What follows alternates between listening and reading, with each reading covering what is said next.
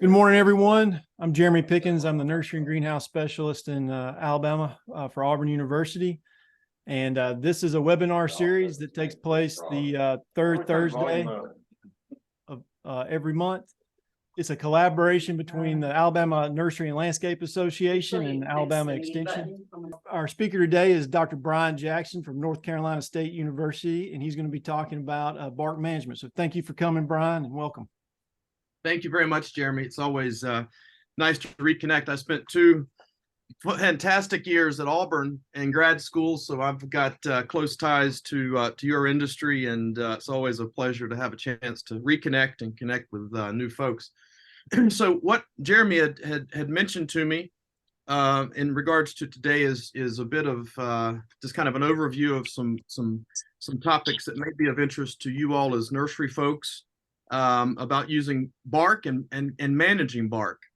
And I'm going to maybe do 15-20 minutes or so, then open it up for questions. But what I've tried to do is to overview some of the biggest things that I've seen nurserymen have problems with over the years, some more recently, and also kind of some quick ways in which you could do a quality control of your bark on site if you are not already. So that being said, I'm going to launch in. So 2 things. All right. One, as it relates to pine bark, we have relied on pine bark for the nursery industry since the late 60s, early 70s, thanks to great work out of University of Georgia primarily, and then a lot of work's been done since then. So you got 2 things. Whoever your bark supplier is, all right, first and foremost, I hope you have visited them. If not, arrange to go visit them, see their facility, see what they're doing, lay your eyes on their process. And I think a lot of education can come from that. So number one, having a reliable, reputable source that can give you the product that you want when you want it, unless supply issues kind of make that difficult, and know that you're getting a good product. But secondly, when you get bark on site at your nursery, it doesn't mean necessarily you can just forget about it until you want to use it. And folks, what I've seen certainly since the kind of the supply shortages that 2020, 2021, 22 brought upon us as far as inputs with the pandemic, it's been common for a lot of nursery folks that I've seen to over order bark and to get more on site in fears of not being able to get it when they need it. And that's good as far as supply security on your nursery. But what that then does is put more of the responsibility oftentimes on the nursery for making sure that bark is managed properly and that there's not going to be any problems. With the work that I've done and others over the years, I've learned that, the use of this raw product from the forestry industry is really a highly technical, or at least it should be, process. And I love to describe it as barkitecture. Because when the bark arrives at the site of your supplier, there's a lot of steps that go through in making that product into the mix that you need or into the product that you need. So there's a lot of steps in that process. And thanks to some of these bark suppliers do a great job of separating the particles and then recombining them together so that if, for example, you need a propagation mix, you've got a bark that can do that. If you're looking at larger containers, from 1 gallons to 50 gallons or more, you can engineer a bark to have the properties you need to do that. And then specialty crops, maybe not, well, I don't know what you all grow, but if you're growing, orchids or something, succulents that need a really high drainage, bark can be engineered to create pretty much a mix for whatever operation that you have, all right? So some of the things, not thinking about the bark supplier, but it lands on site at your operation. Some of the things to kind of think about. Well, the first thing is inspect your inventories when it's coming in. And I say simply, does it look right? One thing, folks, I would highly recommend is wherever your bark is delivered to on your nursery, all right, get a sample of what you know to be the good bark that you expect to get, put it in a bag.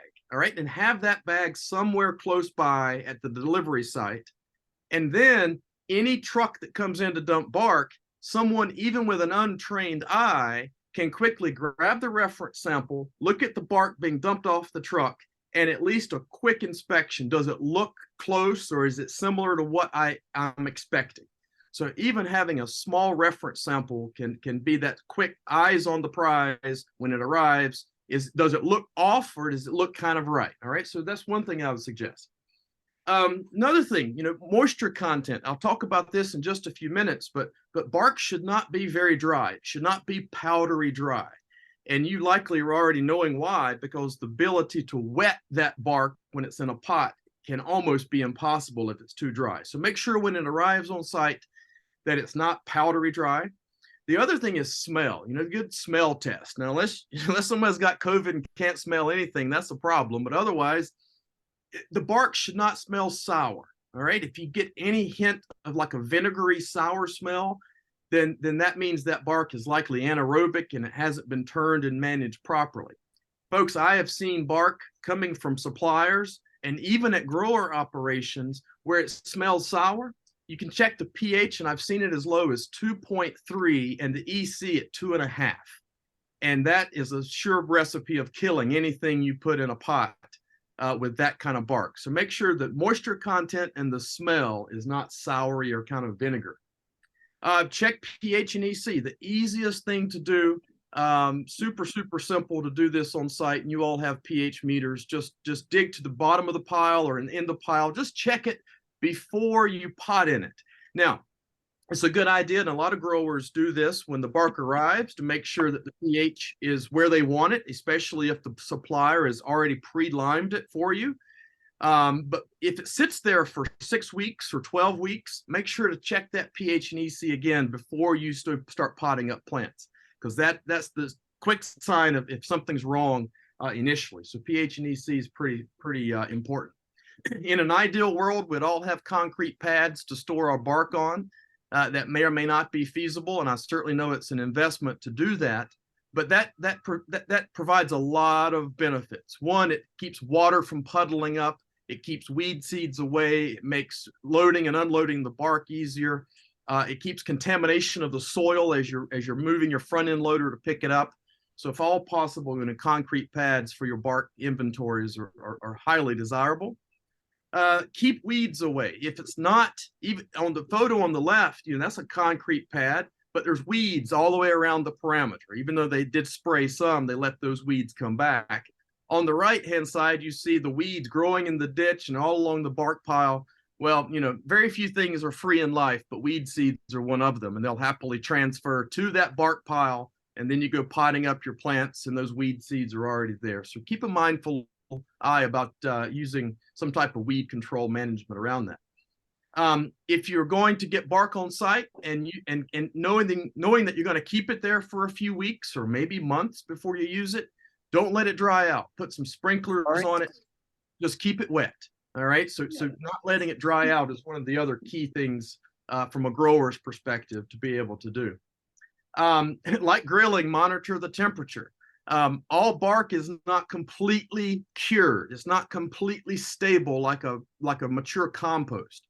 So bark is certainly, if it's piled higher than 10, 12 feet, it can start to heat up in the center. And I'm sure some of you've seen this. So if you've got big stockpiles, try to keep them under 10 feet if possible. And before you go potting in it, just check the temperature. All right. And the temperature is above 120, you may want to think about it. If it's 140, 150, don't pot in it, turn it. You got to turn it to get that heat out, or else it's going to be a problem when you pot it in pots. Some other problems that I've seen, not just kind of preventative, but kind of reactionary, nurseries that maintain their own bark supplies. A couple of things here. All right. The most common problem during bark storage is it not being turned or maintained if it's sitting there for weeks or months. Now, if you order bark from a supplier and it's already got the lime added, it's got micronutrients, it's got fertilizers, well, of course, all of those amendments are going to degrade over time. So you're not going to have the same performance that you would if you used it immediately. So over time, you got to manage it, turn it, check the moisture, check the temperature. The other thing that you may find, and this is kind of on potting day, okay? You've got the front end loader, you're coming in, you're taking a big scoop out of the pile. And if you see a mycelium band, and I'll show you a photograph in just a second, if you see this white band that typically occurs about 12 to 18 inches below the surface of the pile, then that band, that mycelium band, can be a big indicator that you need to turn it, you need to mix it, and not just use it as is. Let me show you what I mean by that. If you've ever seen anything like this can be a problem. All right. The bark pile on the left is probably 15, 18 feet high. And you see that white band about 18 inches below the surface. And then the photograph on the right is a bit clearer picture. Okay. Now what that is just the bark is not quite fully matured. So the mycelium and the fungi are still breaking it down. The area below, all right, looking where my cursor is, the bark below that mycelium can get anaerobic, all right, if it's not turned, very low pH, high EC. The bark above that mycelium band is often powder dry, all right. The other thing that mycelium bands indicate is that a pile hasn't been wetted properly or kept wet, and it certainly hasn't been turned. All right, so if you see the mycelium as it's delivered, well, first of all, that's a problem you need to address with the supplier. But it's not ready to immediately use. Don't pot up in those big bands of white clumpy bark. At least mix it really, really well, distribute those chunks of mycelium throughout the whole bark pile, and then that will help eliminate problems, all right? So mycelium is very, very common in the spring and the fall, and these are just a couple of photos that actually came from Lancaster Farms a few years ago, and you see what's happened. They potted in the bark that had the mycelium, and the mycelium continued to grow in that pot. And mycelium basically acts as a deterrent for water, and water cannot penetrate through that bark. It drains down the side, it channels, and irrigation automatically becomes an absolute nightmare. So if you see anything like this from mycelium perspective, do not pot in it, all right? The other thing kind of related to that is bark is very hydrophobic if it's dry. If it's very dry, and I say about below 35% moisture or so. You don't have to go measure the moisture content, but if you feel it and it looks light brown, it's very dry, it's very crumbly, chances are it's not going to wet very much. And even when it's potted, it's almost impossible, folks, as I'm sure you know better than I do, to get it thoroughly wet and to keep it from channeling the water down the side.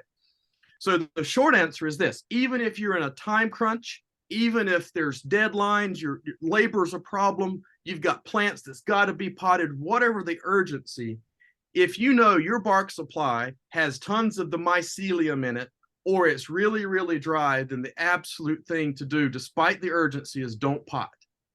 Because if you do, the troubles you're going to have in irrigating it and getting it wet are almost going to be insurmountable, all right? So if you did pot in it, or if you choose to, what do? You got to get it wet. So the first option is the easiest, but it's also impractical. Stir the top of the substrate in the pot, all right, whether it's a 1 gallon, 50 gallon, whatever you got, to disrupt the surface and allow the water to actually get in. But who's going to go around to 10,000, 100,000 plants and do that? That's not going to be very effective. The other thing that a lot of folks can do are wetting agents, all right? And this certainly helps, but it's the best chemical option to do. And the other thing, believe it or not, maybe you've done this, actually having to repot your plants in better bark or bark that's been better mixed together may actually be the only option sometimes if it's too hydrophobic to ever actually get it wet. I mentioned two options here. Xylitol is one of the wetting agent surfactants that you can use. Certainly water jets, anything that pushes water with some pressure into the pot, not a dripper or a mist sprayer, because that's not really going to cut it. So you got to give some force to do that. Now, one quick note here. There was a nursery, it's been about 6, 7 years ago, maybe 10, the way time goes, that had hydrophobic bark, all right? And yeah, they had Xylitol that they could do, but someone had the pretty smart idea. Well, let's get Dawn dish detergent. Hand soap and dish detergent is a surfactant. So they did some small trials and it broke that hydrophobicity. The pots wet up and it worked. So they went to Costco or some of these big outlets and they bought all the dish detergent they could get and they applied it on the crops. And it was in the fall of the year and they killed over 80,000 1-gallon pansies. Why? Because that soap had eaten the cuticle of the leaves and the sun had blanched them all, absolutely fried them all. So be very careful with creative ways of using wetting agents because that can actually hurt the plants that you're actually doing. And then the last little thing here I'll mention is fresh versus aged bark, and I'll shut this down and we can have a conversation and answer what questions you may have. But I still get a lot of questions. Well, how old does my bark need to be? Can I use fresh? Can I use aged? And it really depends. And let me just show you a photograph. This is some work we did several years ago where we had big inventory piles, 250 cubic yards in 3 different replicated piles. And we traced it for 12 months, every month, sampling and subsampling, trying to kind of get a good understanding of how the pH is changing, how the physical properties are changing, nutritional requirements, kind of going through that whole gamut of stuff. So you see that after about 6 months, the color really doesn't change much after that. And that's kind of why most bark suppliers kind of like to shoot for 6 months of aging, handling, turning of their product before you buy it. Now, does that mean you can't use it younger, new? Well, not necessarily. A few things about younger bark to keep in mind, all right? It's lighter in weight. Well, that's a good thing because more can go on a truck to be delivered to your property. So you're not paying as much per unit volume because the density is lower, it's lighter. So you can get more on site if it's fresher bark. It has less water holding capacity if it's fresh. It hasn't composted or aged much. The particles haven't broken down. Bark, think about this too. Bark is the skin of a tree. It's naturally covered in resins and waxes that help keep it free of water, to help keep it waterproof. So fresh bark hasn't had a chance for those waxes to break down. And it also doesn't have much water holding capacity, like it can't absorb water in the particle and release it like it can when it's aged. So it has less water holding, difficult to wet and re-wet, kind of for that reason of kind of being water repellent. There's some indication people talk about nitrogen demand.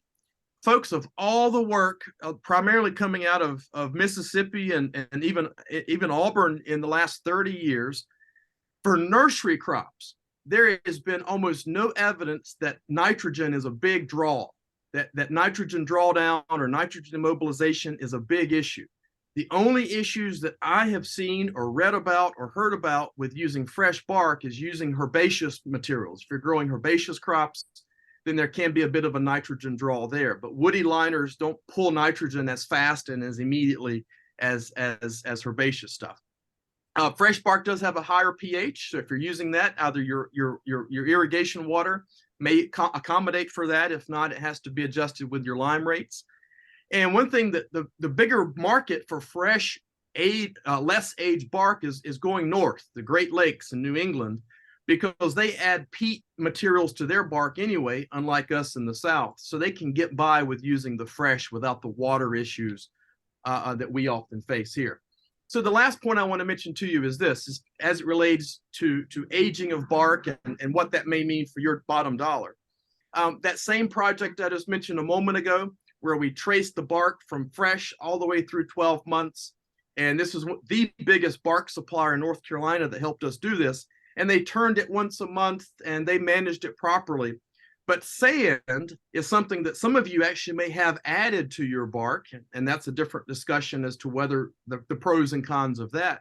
But sand actually can be a contaminant when bark is piled up outdoors. And it can be blown in from the wind, especially if it's a very sandy location, or when the supplier is turning the bark, they're getting a little bit of sand off the bottom and they're incorporating it in.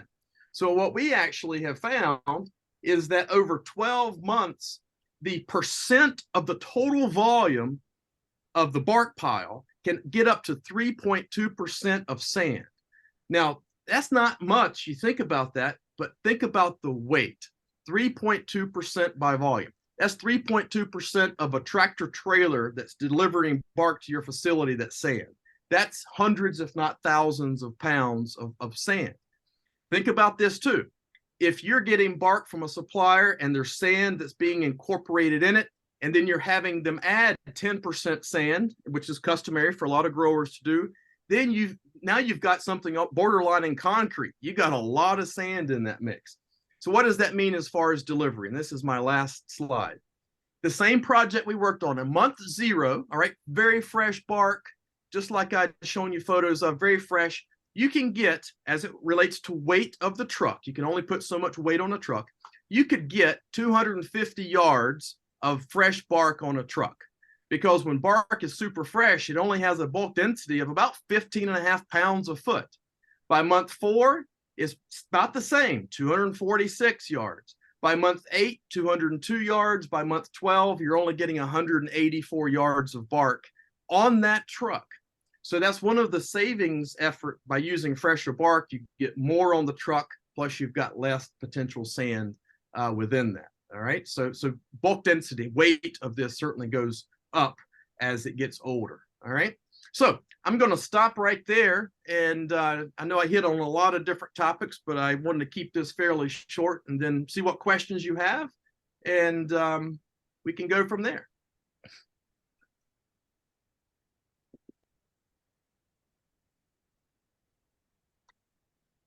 Great job. Yeah, thanks, Brian. That was excellent. I have a question.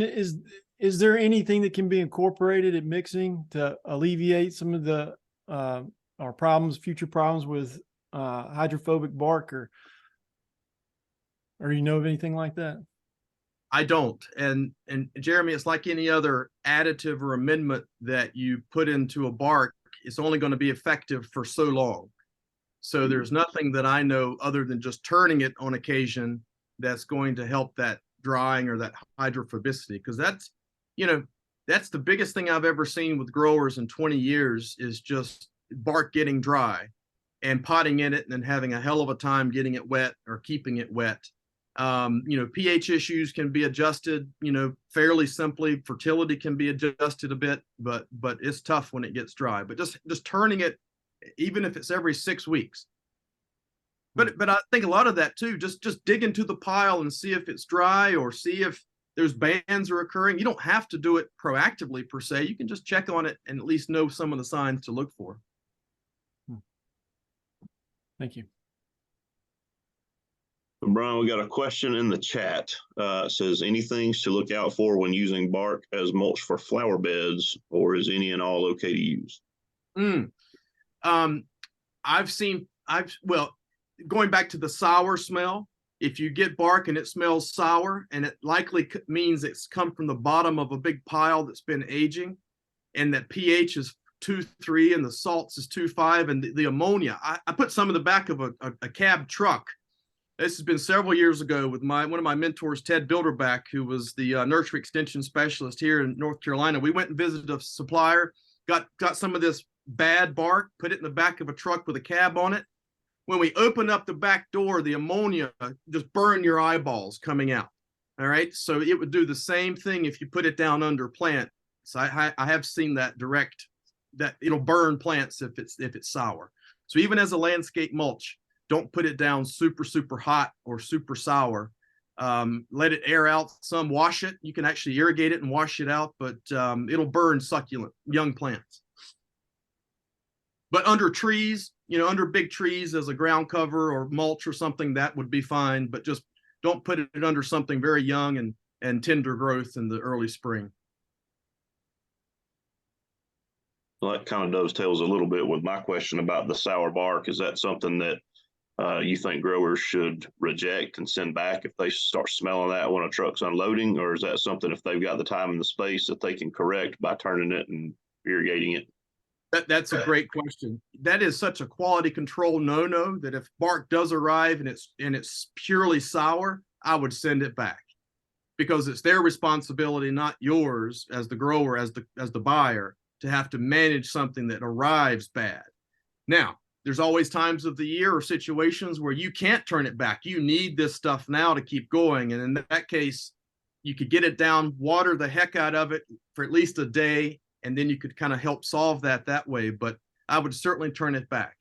What I have seen many times, and I work a lot with a lot of bark suppliers, is they'll send a load to a grower, and growers sometimes are still accustomed for there not to be any little white wood pieces in bark at all.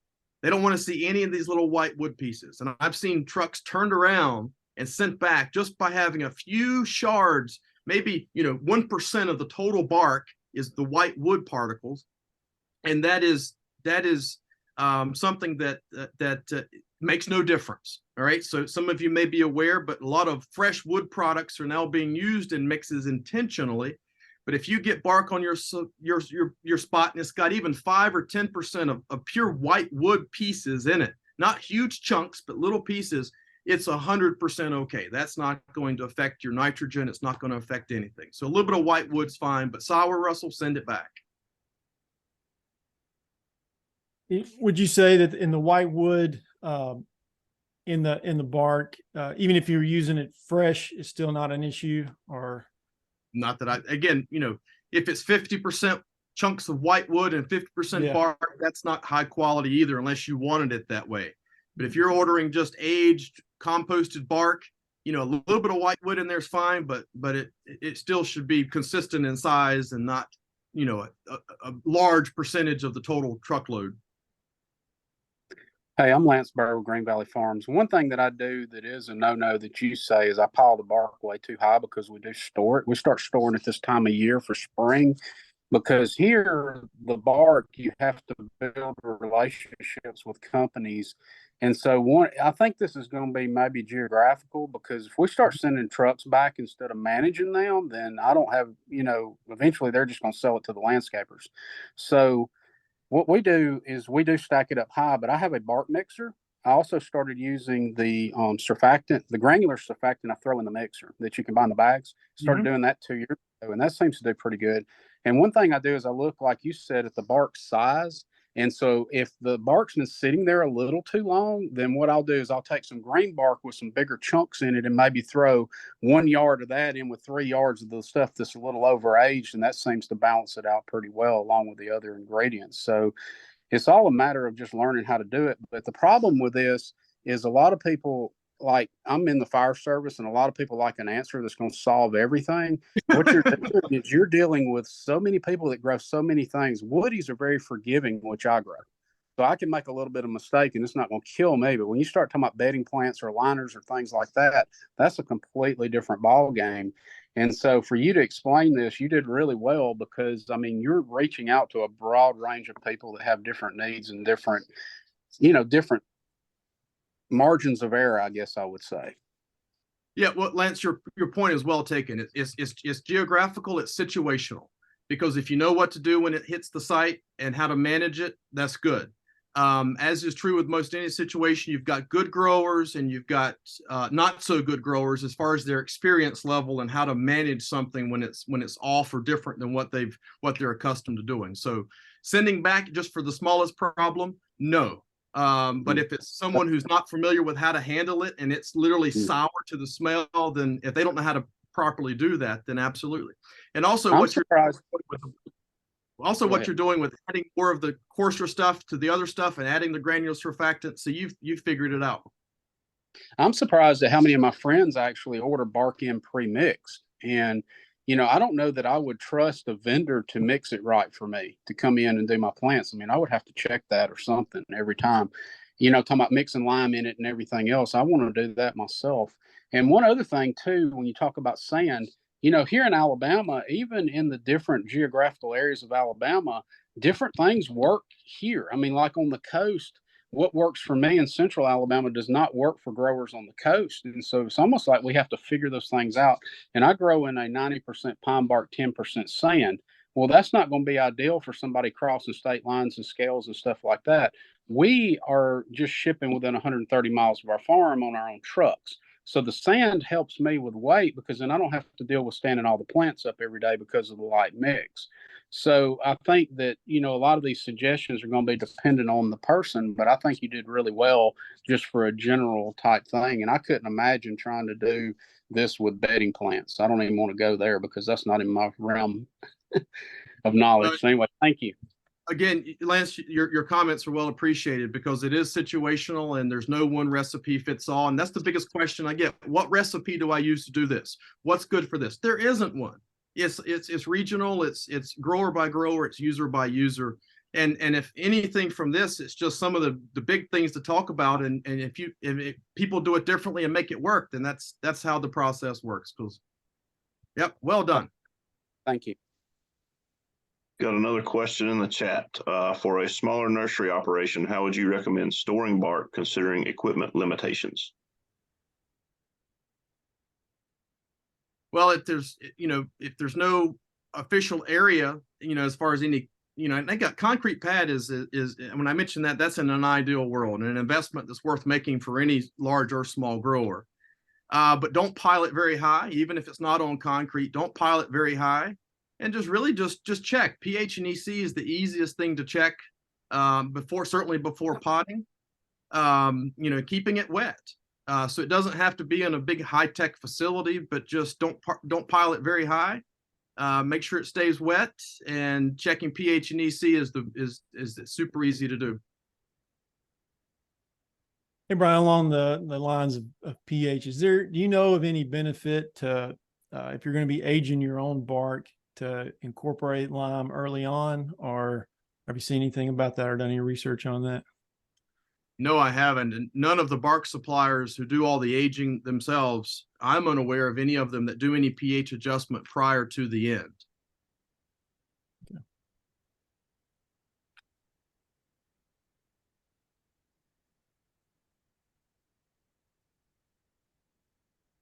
Do we have any more questions? So Brian, do you do any research? You had mentioned peat in the northern markets as far as amendments in this, or are you really just sticking with the bark itself? We did a lot of bark work several years ago, and we haven't stopped that per se, but most of my emphasis now is on the engineered wood products and kind of the broader scale of alternatives to peat and ways of stretching peat, more angled at the greenhouse grower market, because bark supplies for the most part are pretty steady. The cost hasn't gotten exponentially out of reach compared to what peat moss has. So right now on the production side of things, there's a greater financial issue, supply chain issue with greenhouse mixes, peat reduction, than there is with bark. I've said this before. I've said it at the plant propagators meeting that Jeremy mentioned. I've said it, and I still believe this. One of the biggest threats, and I don't mean this like it's going to go away, one of the potential biggest competitors of bark in the Southeast, coming from your suppliers, is not the crazy expansion of nursery production, but it's going to be small fruit production that's coming into the Southeast U.S. at high rates. Blueberry, blackberry, raspberry, maybe even something like citrus, that as those acreages span by hundreds and hundreds and hundreds, maybe thousands the next few years, they're going to rely on much of the same bark materials that we have for nursery crops for the last 40, 50 years. So and again, that's not a threat that supplies are going away, but it's something to keep in mind, that as berry crops come onto the scene as kind of the new kid on town as far as woodies grown in containers, there's going to be that demand for that. How that affects the market or price, I don't know, but it's something that I think we as an industry need to keep in mind. Well, I'm asking a little bit of a loaded question, and Jeremy's grinning because he knows what I'm about to say. I'm just curious about sargassum as maybe a peat substitute. So if you're familiar, that's the seaweed that's washing up along Gulf beaches and things like that. And the last 5 years or so, there's been an exponential explosion of it, to the point that there's a large belt out in the Atlantic that kind of breaks off and washes up in the Caribbean and Gulf beaches late in the summer. And Jeremy found some research from Spain or somewhere that seemed like it was, had some really good qualities for water retention and even fertilization and things like that. So I'm just curious. I mean, if there's a band of it out there in the ocean, somebody could harvest, there's potential business there. Just need somebody to do some research. That is a fantastic point. And not too long ago, I saw on the news the satellite images of those algae blooms that are coming in off the coast. I've seen that. I'm not aware of any particular work with it, but folks, one of the things about the innovativeness of this industry and the growing media industry is maybe that's something to really look at. If you can literally grow your substrate on the ocean, or take advantage of a problem and then figure out how to use that. So I'm not directly familiar with anyone working on that particular project, but I've got a project I'm working on now with folks in South America who are using water hyacinth, which is an equally massive invasive weed in freshwater systems. And they've got the technologies to extract this from their lakes, and it makes a really nice product. So there's efforts globally to look at some of these invasive plants, or I don't know about the algae, and seek how can we actually use this. And the other thing really quickly that's different, I think, now than in the last 40 years, because we've looked at about every alternative under the moon about what can be used to supplement bark or supplement peat or completely get rid of it. And not that that work is not relevant, it's very relevant, but we're taking a different stance on how to evaluate that. All right, I see Jeb Fields online today, what he's doing with bagasse, sugarcane materials down in Louisiana. There's been 30 years of some little work done on it, but how to take our new technologies today and make it work or make it suitable for young plant production or short plant production. So I think a lot of this is just taking these materials and not expecting them to do something they can't do. And one quick example. So if sugarcane bagasse breaks down quickly because of such a high sugar content, well, make a mix. Don't expect it to grow 1 year gardenias or hydrangeas. Only let it do bedding plants for 14 weeks or less. You know, so I think we're matching some of these alternative materials to their actual capabilities for the crops that we grow. And for the ones that are growing nursery crops for more than one birthday in a pot or perennial blueberries for 8 or 10 years, we got to create mixes that are more structurally stable. And maybe even, as Jim Owen has said from USDA, maybe look at some inorganics, you know, some rocks or some type of sand or something that holds it up over time. So we're really trying to hit these really crop specific substrates with the substrate's actual functionality and what it's likely to be able to do. So someone needs to get on that seaweed. Yeah, all right. So we got one last question over here. If you have a dirt bottom pine bark bin, you notice after a while that when you have emptied it, there's a dark soil from degraded pine bark that looks like compost. Do you think it would be wise to use that dark soil at the potting table if it looks the part? I would say no, just because it may look great, but I would say maybe if you want to use it, put it in your garden bed or do something of that nature. But putting it into a pot, it's likely going to be very broken down, holds a lot of water, and I think you'd get inconsistencies. It may be great material, but if you pot just in that, I think you'll see big irrigation problems compared to the plants potted in the coarser upper layer stuff. So use it for some other reason, or let's let it stay the ground base and keep building on it. Thank you so much for joining us and sharing today. It's been great, and thank you. You're welcome. Always a pleasure. Good to see you all.